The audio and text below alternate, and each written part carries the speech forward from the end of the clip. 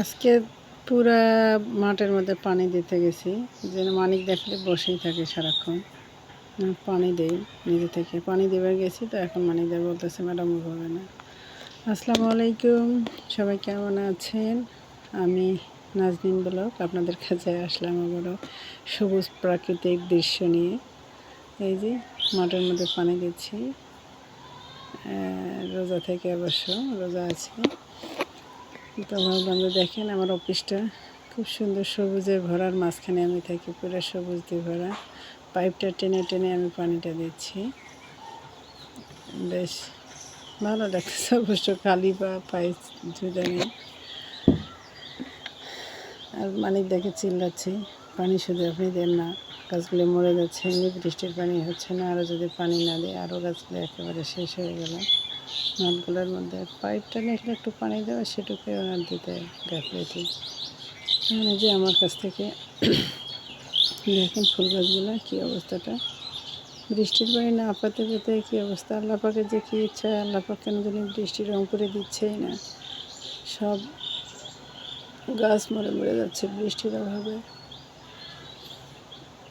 অনেক গাছপালা নষ্ট হয়ে যাচ্ছে, শুধু গাছপালা, ধুলা, প্রচুর ধুলা, এত ধুলা হয়েছে রাস্তায় বের হওয়া যাচ্ছে না। আর বাচ্চারা দেখেন গাছের ফুল গাছের পাতাগুলো ছিঁড়ে ছিঁড়ে একাকার অবস্থা করে ফেলছে, একেবারে যা ইচ্ছে তাই করছে গাছগুলোতে।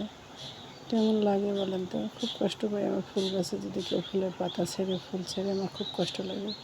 যে আমাকে দিয়ে এখন সে পানি দিচ্ছে, চিল্লে এলাম তো পানির পাইপ ধরলো হাতে, পানি বসে থাকে শুয়ে থাকে, তারপরে পানি দেয় না। একটা অবস্থা, সব গাছ আমার একদম মরে গেছে পানির অভাবে, কী একটা অবস্থা। এত পানি দিচ্ছি, আকাশের পানি আল্লাহর পানি আর হচ্ছে নিজের তোলা পানির মধ্যে পার্থক্য আছে না। এই যে পাইপটা ফেটে গেছে, আমি হাত ভিজে দিচ্ছি, দেখেন পাইপ ফেটে যায় পানি আসতেছে। মানে এটা ছোটো একটা মেশিন, দুষ্টুমির শেষ নেই, কত দুষ্টুমি করি আমি অফিসটাতে আসলে।